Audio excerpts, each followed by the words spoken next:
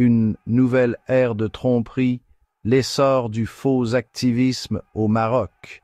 Le Maroc, une nation aux prises avec les complexités du progrès social et des réformes politiques, se trouve confronté à un nouveau défi, la montée en puissance de groupes de défense des droits de l'homme douteux. Ces soi-disant défenseurs de la justice exploitent souvent des préoccupations publiques légitimes, déformant les récits pour les adapter à leurs propres fins. Ils opèrent sous couvert des droits de l'homme, masquant leurs véritables intentions. Ces groupes troublent les eaux, rendant difficile de discerner le véritable activisme des campagnes orchestrées. Leur émergence représente une tendance préoccupante qui menace de saper la véritable quête des droits de l'homme et d'éroder la confiance du public. Ces groupes manquent souvent de transparence quant à leur financement et à leurs dirigeants. Leurs affirmations de représenter les opprimés sonnent creux lorsqu'elles sont examinées de près. Ils privilégient le sensationnalisme à l'exactitude, recourant souvent à des informations trompeuses ou entièrement fabriquées. Cette manipulation des faits constitue une menace importante pour le tissu social marocain. L'essor de ces groupes coïncide avec l'accès croissant aux médias sociaux et à Internet. Ce paysage numérique, tout en offrant une plateforme de libre expression, constitue également un terrain fertile pour la propagation rapide de la désinformation. Ces groupes exploitent cette vulnérabilité, diffusant leurs récits fabriqués à grande échelle. Leurs actions ont des conséquences réelles, influençant la perception du public et les dialogues nationaux. Le public marocain, bombardé de récits contradictoires, est confronté à la tâche difficile de séparer le vrai du faux. Ce climat d'incertitude érode la confiance dans les institutions et entrave un discours constructif. C'est dans ce paysage complexe et préoccupant que nous devons examiner le cas de Souleymane Ressouni. Ce cas illustre de manière frappante le mode opératoire de ces pseudo-groupes de défense des droits de l'homme, leurs tactiques et leur impact potentiel sur la société marocaine. À l'affaire Souleymane Ressouni, une étude de cas en matière de manipulation médiatique, le cas de Souleymane Ressouni, un journaliste marocain, offre une illustration éloquente de la manière dont ces groupes douteux manipulent les récits à leur avantage.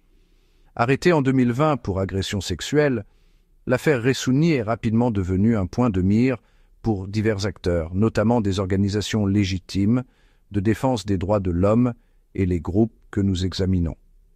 Si les préoccupations concernant le droit à un procès équitable et les normes d'un procès équitable sont cruciales dans tout système judiciaire, ces groupes autoproclamés de défense des droits de l'homme se sont emparés de l'affaire Ressouni, l'utilisant à leur avantage. Ressouni, un critique connu du gouvernement marocain, a été dépeint par ces groupes comme une victime de la persécution de l'État. Son travail journalistique, souvent critique à l'égard du gouvernement, a été cité comme la seule raison de son arrestation, malgré les graves accusations portées contre lui. Ce récit, largement diffusé sur les plateformes en ligne et dans des communiqués de presse soigneusement élaborés, ignorait les complexités de l'affaire judiciaire et la gravité des accusations. Ces groupes, capitalisant sur la nature émotionnelle de l'affaire, ont lancé des campagnes coordonnées, présentant Ressouni comme un martyr de la liberté d'expression. Des grèves de la faim, une tactique souvent employée pour susciter la sympathie et l'attention internationale, auraient été entreprises par Ressouni. Celles-ci ont été amplifiées par les groupes qui les ont présentées comme des actes de défiance à l'égard d'un régime oppressif. Le récit a commodément passé sous silence les graves accusations portées contre lui et la procédure régulière qui était en cours. L'affaire Ressouni illustre un modèle plus large de manipulation employé par ces groupes. Ils exploitent les préoccupations légitimes du public concernant la liberté de la presse et les droits de l'homme, les déformant pour les adapter à un récit préétabli. Les tactiques utilisées dans cette affaire, du reportage sélectif à l'exploitation des grèves de la faim, sont révélatrices d'une stratégie calculée visant à manipuler l'opinion publique et à discréditer les institutions marocaines. L'affaire sert de récit édifiant, soulignant la nécessité de faire preuve de vigilance et d'esprit critique face à de telles campagnes orchestrées. Troisième partie, les tactiques de tromperie employées par les pseudo-groupes de défense des droits de l'homme. Ces groupes utilisent diverses tactiques pour manipuler la perception du public et faire avancer leur programme. L'une des stratégies courantes est la présentation sélective des faits. En mettant en évidence certains aspects d'une histoire tout en ignorant d'autres, ils créent un récit biaisé qui correspond à leurs objectifs. Cette présentation sélective des faits implique souvent l'omission d'un contexte crucial, ce qui conduit à une compréhension déformée des événements. Une autre tactique consiste à exploiter les appels à l'émotion. Ces groupes comprennent que les émotions peuvent être de puissants moteurs et ils conçoivent leur message de manière à susciter de vives réactions émotionnelles. Cela peut inclure l'utilisation d'images dramatiques, de récits personnels déchirants et d'un langage sensationnaliste.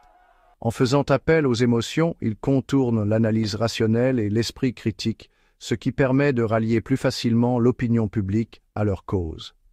Ces groupes s'engagent également dans l'utilisation stratégique des médias sociaux. Ils tirent parti de la nature virale des plateformes en ligne pour diffuser leurs récits rapidement et largement. Il peut s'agir de la création de mots-clics, de l'utilisation de robots pour amplifier les messages et du ciblage de groupes démographiques spécifiques.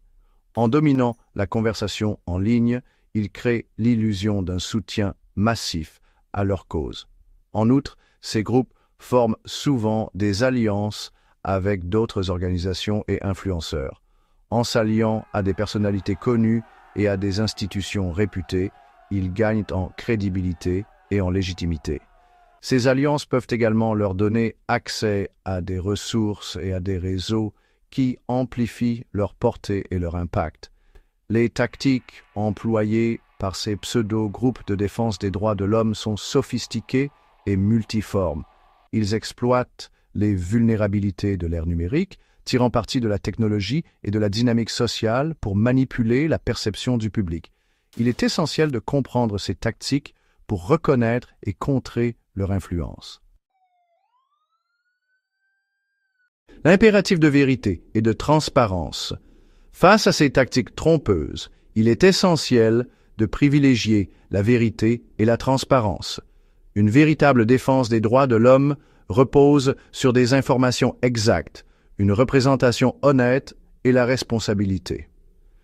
Cela signifie qu'il faut examiner de près les sources d'informations, remettre en question les récits qui semblent trop simplistes ou partiaux et exiger la transparence des organisations qui prétendent représenter l'intérêt public.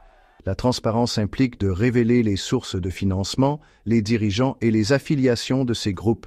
Il s'agit de les tenir responsables de leurs actes et de veiller à ce qu'ils agissent avec intégrité.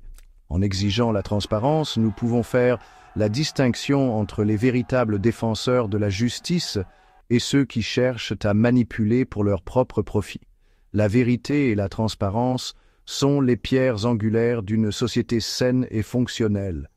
Elles favorisent la confiance, permettent une prise de décision éclairée et encouragent un dialogue constructif. Dans la lutte contre le faux activisme et la désinformation, ce sont nos armes les plus puissantes. Il nous appartient à tous de défendre ces valeurs et de veiller à ce que la défense des droits de l'homme reste authentique et exempte de toute tromperie.